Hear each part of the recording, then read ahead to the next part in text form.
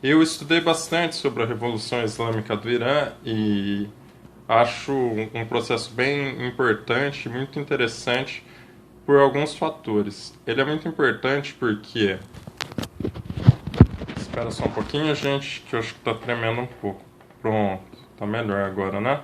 É, a Revolução Islâmica do Irã ela é muito importante pelo Irã ser um fator fundamental dentro da política no Oriente Médio. O Oriente Médio ele tem grande instabilidade para o imperialismo por causa da Revolução Islâmica, que conseguiu colocar o petróleo iraniano sob domínio do povo iraniano. É um grande movimento nacionalista que desestabilizou realmente toda a região, já que tirou o Irã que antes... O Irã hoje é tipo um dos eixos do mal, né? Não sei se vocês lembram dessa expressão do George Bush. Mas antes dele ser esse eixo do mal, ele era quase que como uma Israel. Ele era um país fundamental dentro da dominação imperialista da região. E a Revolução Islâmica dá um fim a toda essa submissão. E por causa disso, né, eu falo que é bem interessante também, porque é o seguinte: eles fazem esse. Eles conseguem. O povo iraniano consegue retomar o poder num processo político gigantesco de manifestações e agitação política e de luta. E lembra muito, lembra não, né? Faz a gente ter bastante esperança, a gente que é os as pessoas que estão sofrendo muito com os golpistas, e os golpistas entregaram o nosso petróleo para as empresas imperialistas, né? Então, eu acho assim que dá muita esperança para a gente.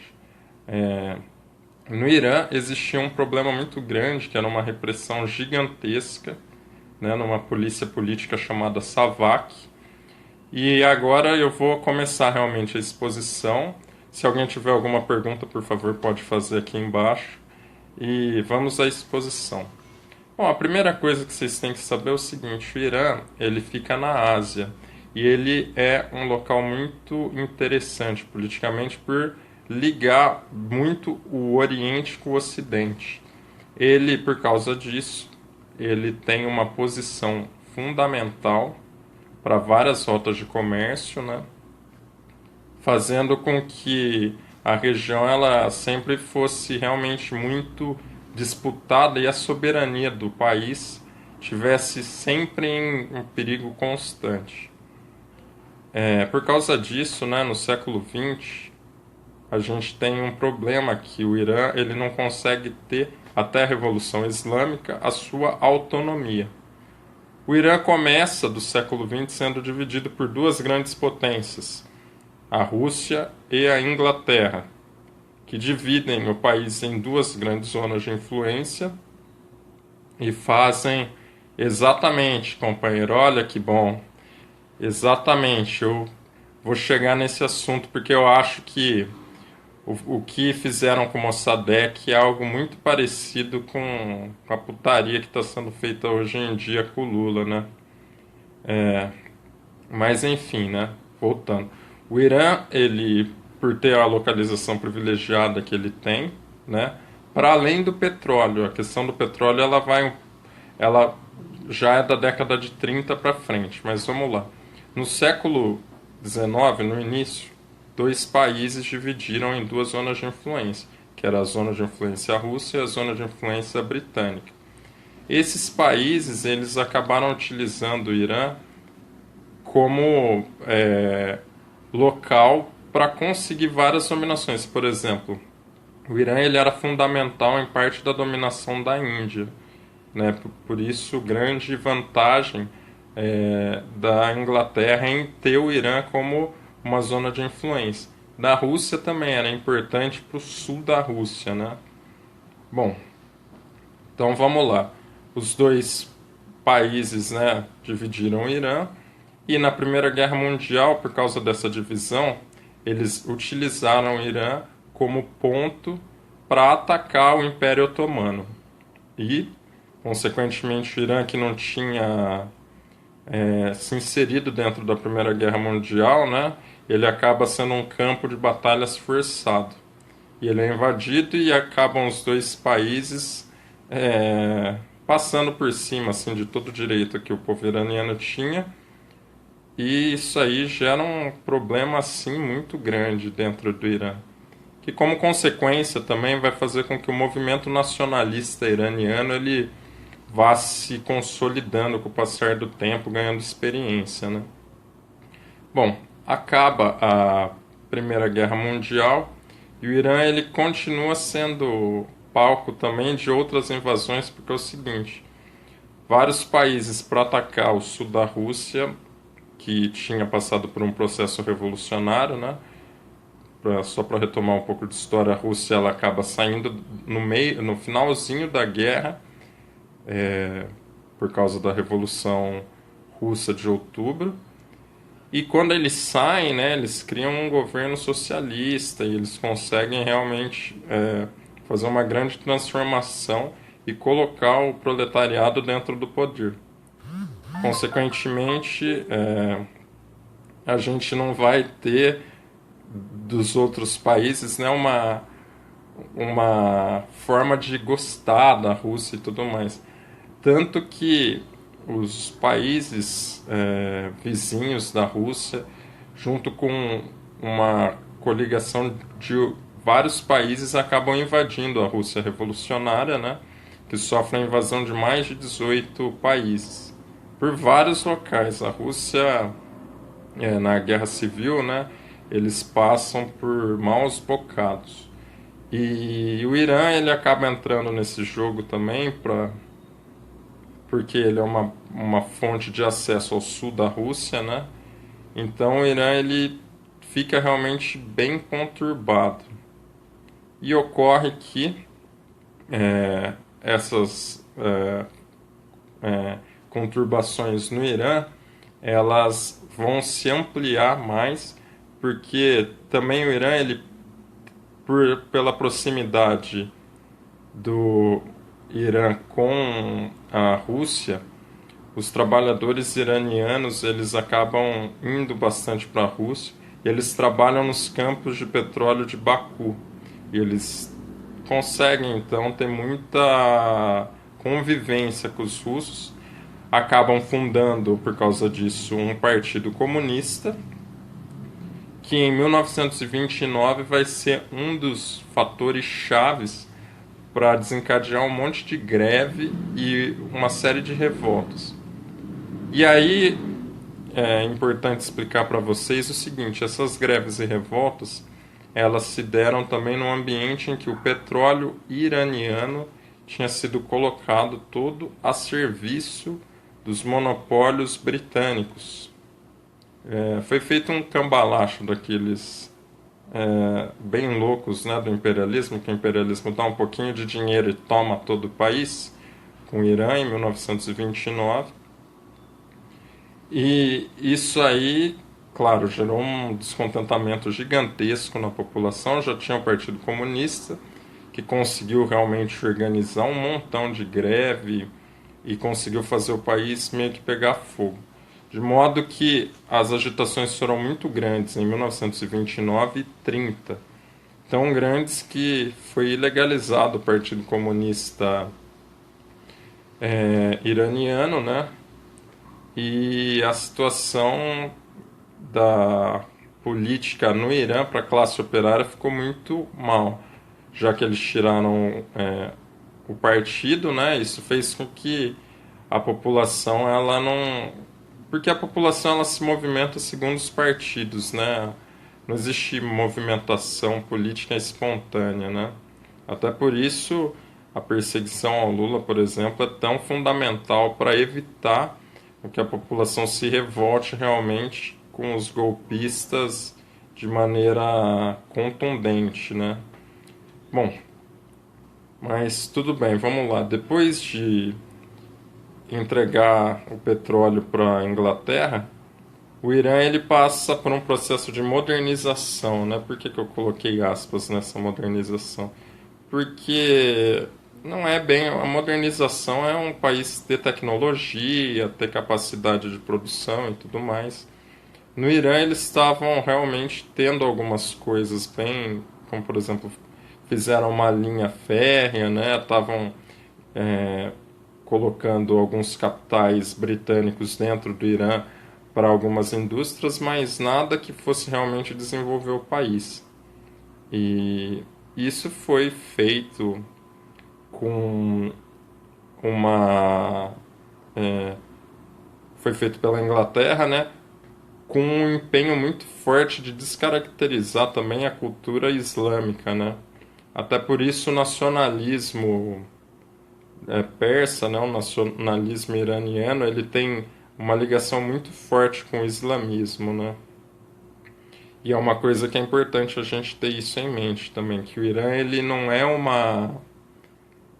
porque muitas vezes a gente sem conhecer a história pensa assim, o Irã é o país dos ayatolás, né? Ou seja, o país que é uma teocracia, mas não é assim. O Irã, todas as religiões são respeitadas. O parlamento ele é um parlamento aberto, no qual todas as religiões também têm uma proporcionalidade. O Irã ele não persegue as outras religiões, né? E o fato deles serem realmente contra a ocidentalização, né, se dá muito como uma luta política, né? Se deu por uma luta política, né? Então é bom não pensar nisso aí, porque também vamos só pensar no negócio, né? Qual que é o país que realmente tem gente fanática? Arábia Saudita, né? Arábia Saudita, não sei se o pessoal sabe aqui, mas até pouco tempo atrás a mulher era proibida de dirigir. E assim, dirigir é um exemplo só, né? Tem um montão na Arábia Saudita. E as mulheres lá, por exemplo, elas têm que pedir permissão para os maridos para sair de casa e tudo mais. As mulheres acabam sendo tuteladas pelos maridos, né? E além disso, as leis da Arábia Saudita elas são bem rígidas mesmo contra a população. E lá os príncipes e a autoridade do Estado saudita mata a população assim em praça pública, né? Até tem uns vídeos que aparecem alguns príncipes cortando a cabeça de bandidos, né? Nem que a gente não sabe nem o que o povo fez, mas foi degolado lá em praça pública. De modo que essa luta contra a ocidentalização não é é mais um nacionalismo em si do que uma coisa assim, o pessoal é tudo doido lá e eles acham que é só a religião deles tá certa e que eles vão meter bomba na galera e é isso aí. Que com eles não tem conversa mesmo porque eles são radicais. Não é assim. Não no Irã, né? Na Arábia Saudita. Nem na Arábia Saudita eu acho que deve ser muito assim também, não, mas enfim, no Irã não é. E esse é um fator importante, né? Mas vamos voltar à exposição histórica. Em 1929, então, com a entrega do petróleo, através dos cambalachos que foram feitos, que geraram parte dessa modernização, né? Ou seja, que a indústria e economia iraniana também foi tomada pelos capitais internacionais, e isso aí, né, se refletiu no campo cultural e tudo mais, e até por isso os nacionalistas se opõem, né, iranianos fortemente. Então, no entre guerras, a modernização ela estava muito presente, só que apesar da Inglaterra ter realmente esse poder muito forte dentro do Irã, né, dentro da indústria iraniana, dentro da economia, eles tinham um problema que não ocorreu só no Irã, ocorreu em todos os países periféricos. Bom, a Inglaterra era um país muito forte, muito grande, que estava exportando capitais, mas não era o único. E tinha um concorrente dentro do continente europeu que estava buscando consolidar novas alianças e estava com um processo expansionista muito ativo, que era a Alemanha. No qual, aliás, só para dar um exemplo, a Alemanha foi responsável por emprestar capitais para o Brasil para construir a siderúrgica nacional aqui, né? O Vargas, então, conseguiu pegar dinheiro dos nazistas lá para trazer aqui algumas indústrias, né? Sobretudo a indústria siderúrgica. Na, no Irã foi a mesma forma, né? Ou seja, a Alemanha foi lá, conseguiu realmente fazer alguns acordos, né? Em um dos acordos eles construíram uma ferrovia transiraniana, eu acho, e na qual teve capital alemão, teve mais capital alemão dentro da economia iraniana e o Irã, por causa disso, ele estava cada vez mais se alinhando com a Alemanha nazista. E na Segunda Guerra Mundial, por causa disso, né, o Irã, então, ele que não tinha colocado... Ele estava se alinhando economicamente, né? Mas na guerra em si ele não tinha se colocado ainda com nenhum lado, em nenhum lado, né? E eles foram invadidos, então, em 1941, pelos aliados, para que não fosse fechada uma rota de ligação dos países ocidentais com a União Soviética, né? Era uma rota que os Estados Unidos utilizavam muito para conseguir levar mercadoria e abastecer algumas coisas da União Soviética. Bom, o Irã então ele é mais uma vez palco de guerras exteriores que fazem com que o país se agite mais e mais e mais. E essas agitações criaram a primeira grande organização de massas, né? Que ela estava sendo muito gerida na Segunda Guerra Mundial, né? Com descontentamento com a ocupação do Irã, e ela realmente conseguiu em 1945 ser consolidada, que chama Tudeh, que é um partido marxista-leninista.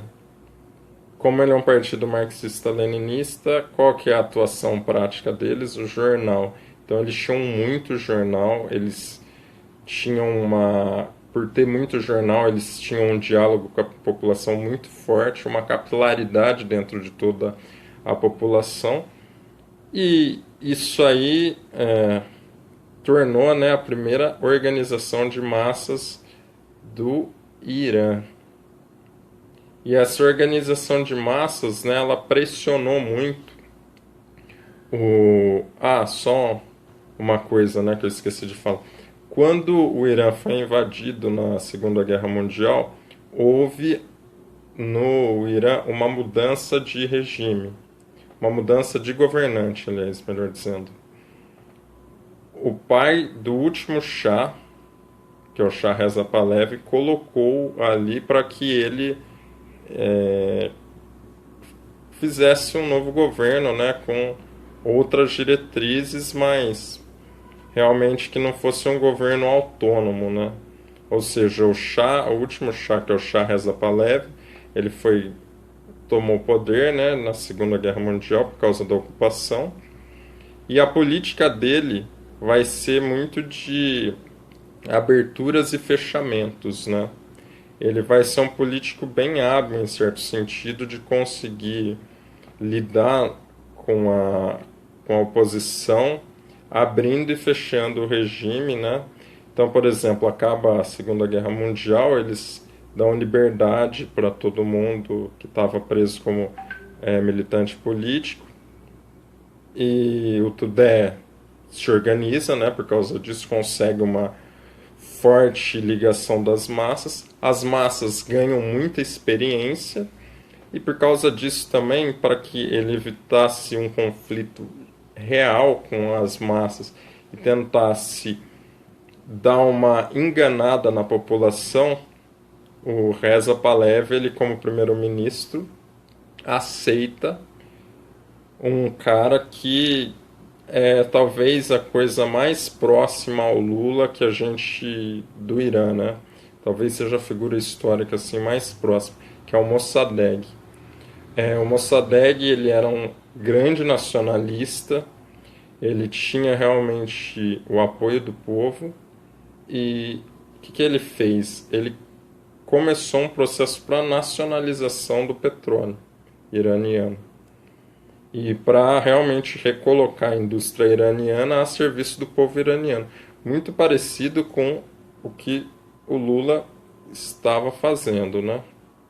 Bom, consequentemente também vai ser muito parecido o destino dele, né? Que é perseguido, ele tem um golpe que tira ele do poder, né? Ele fica um ano no poder. Ele é de 51 a 52. Fica pouquíssimo tempo. E quando ele toma o golpe, né?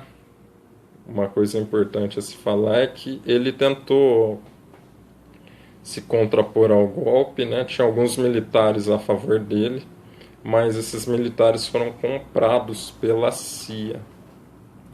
E até isso depois acabou chegando em conhecimento dos iranianos, né, quando eles fizeram a revolução, e por causa disso também eles são contra a ocidentalização, viu?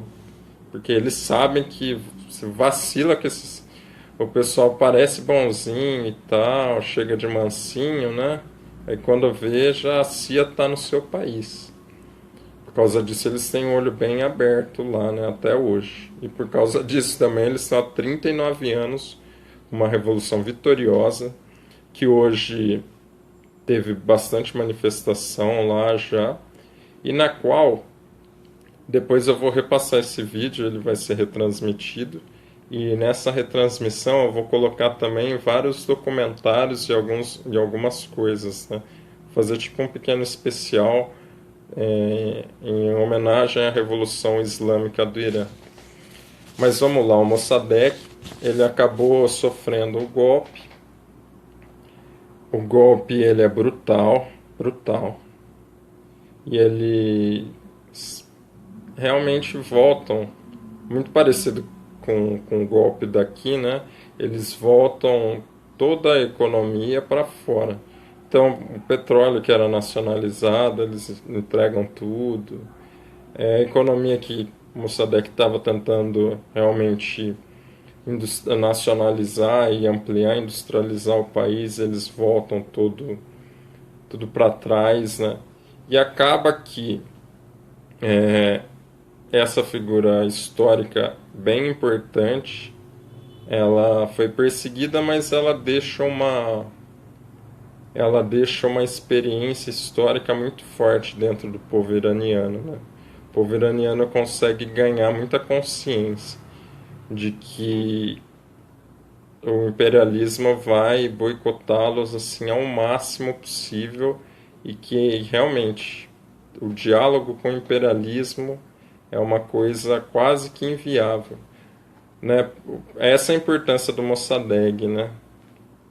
Que a população percebe que, né, é difícil mesmo. Com os Estados Unidos, eles vão passar a perna em você, amiguinho. Não tem como. Bom, até aí não existia a SAVAK, que eu falei um pouco no começo do ano, né, que é a polícia política brutal, brutal. Eles são conhecidos por várias coisas brutais. Uma delas é ter incendiado um cinema que estava passando um filme de uns protestos camponeses e mataram 400 pessoas. Mas para além disso tem as torturas, tem a guerra que eles faziam contra algumas guerrilhas que tinha no Irã, né? Eles oprimiram realmente, eles tinham apoio da CIA, a CIA treinava essa polícia, né, a SAVAK. E a SAVAK, só que a SAVAK ela foi criada em 57, né? E ela acaba realmente exterminando toda a oposição ao regime, né? E nesse momento que eles exterminam toda a oposição ao regime, o Ayatollah Khomeini, ele surge, né, do, como uma grande figura política, né, e ele começa realmente a se impor contra Israel, contra os Estados Unidos, né, e denunciar que o Irã não era um país soberano, não era um país autônomo, e que os muçulmanos deveriam realmente lutar contra o Irã e lutar contra Israel. Por causa disso, ele também, né, ele tinha vários discursos que eram repassados em fitas cassetes e para todas as localidades, né, do Irã. E esse discurso aí foi um discurso muito forte que fez com que ele fosse preso em 63. Ele foi preso, gerou uma revolta muito grande. Várias cidades acabam fazendo protestos de rua, no qual esses protestos são reprimidos com tanta brutalidade que 15 mil pessoas morrem. E assim, era o exército atirando mesmo, e quem saísse pra rua tomava bala e não tinha muito, muita conversa não, né? Até por isso também quando o chá cai, né? A população tem num dos protestos, né, que o chá cai, que a população grita queimem um chá, né?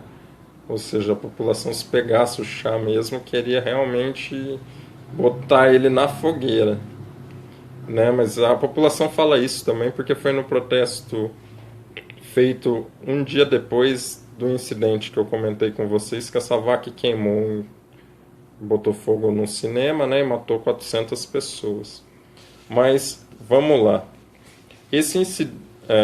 Essa repressão muito forte, né, ela vai ter um efeito muito grande na população que vai ficar calada, né? E os protestos eles começam a ter bastante efeito em 77, ou seja, de 63 que prendem o Ayatollah Khomeini, ele fica 8 meses preso, ele é deportado, né? Matam o filho dele, ele fica no Iraque, né? Matam o filho dele e o Saddam Hussein expulsa ele, ele vai para Paris. Isso aí eu acho que em 64 ele é liberto, né? E já em 65 ele já não está no país. Ele só volta para o país em 79. Bom, então o que, que acontece? Em 78 a Savak incendeia o cinema, a população sai revoltada contra a morte de 400 pessoas, né?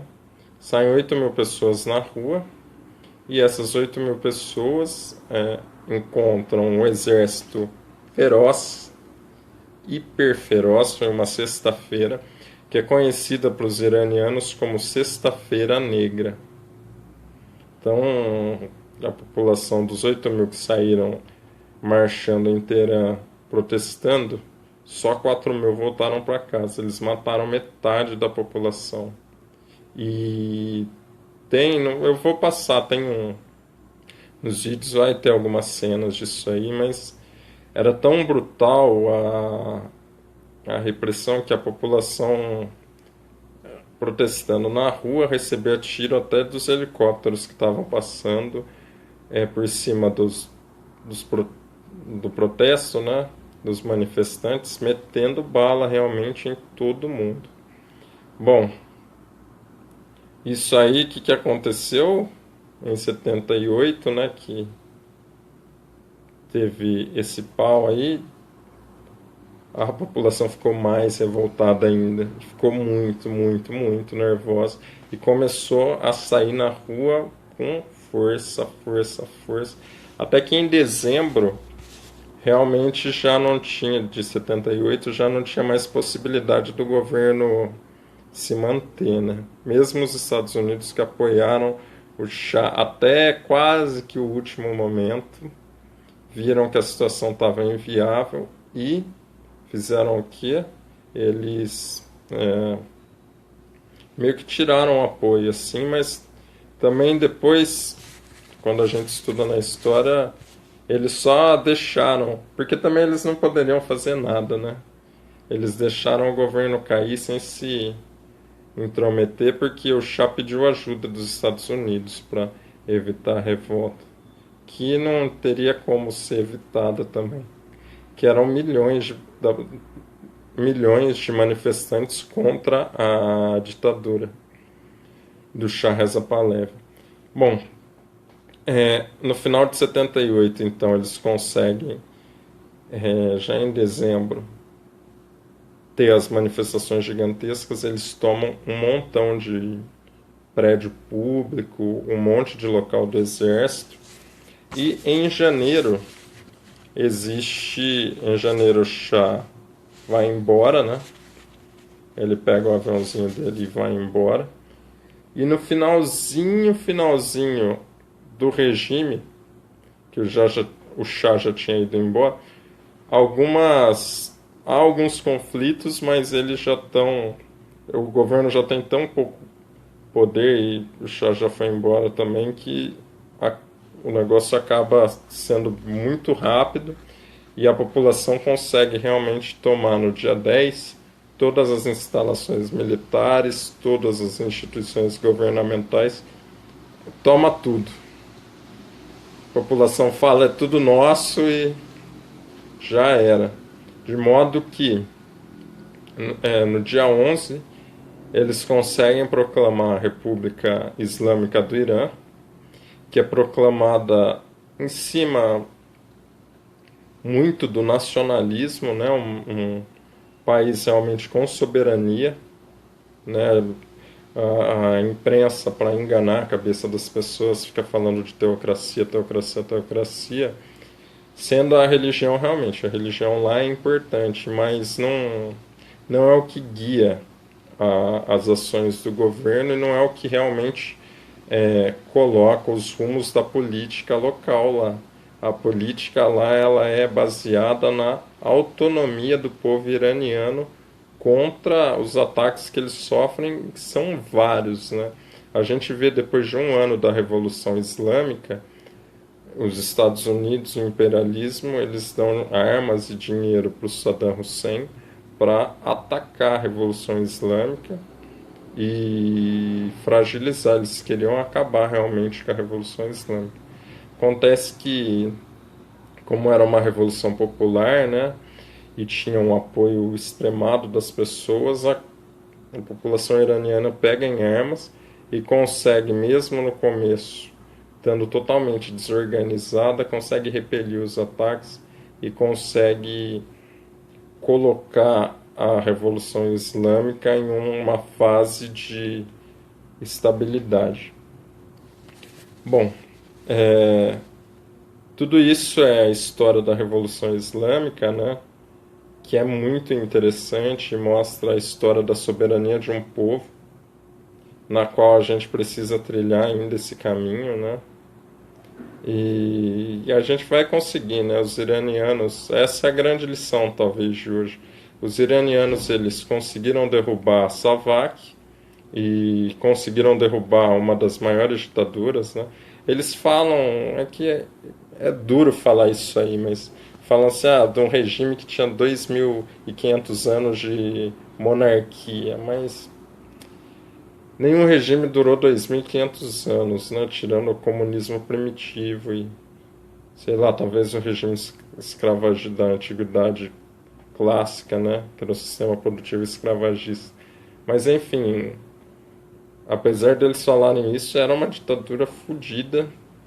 A polícia política lá batia, matava e fazia tudo de ruim com a população, e eles conseguiram, para trilhar o seu caminho de soberania e independência, vencer todos esses problemas.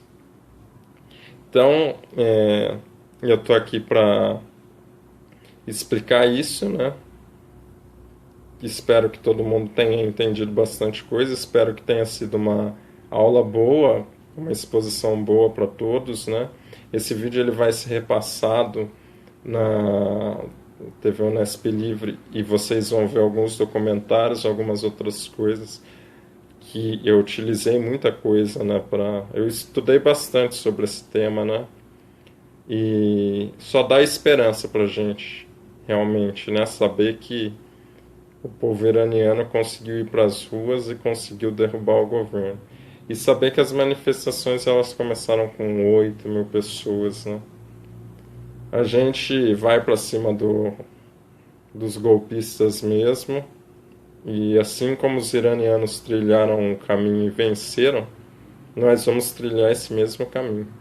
Porque a história e a política são materiais. E existe apenas um caminho, né, que é a da libertação do homem. Eles conseguiram, a gente vai conseguir. Um forte abraço a todo mundo e viva a Revolução Islâmica do Irã.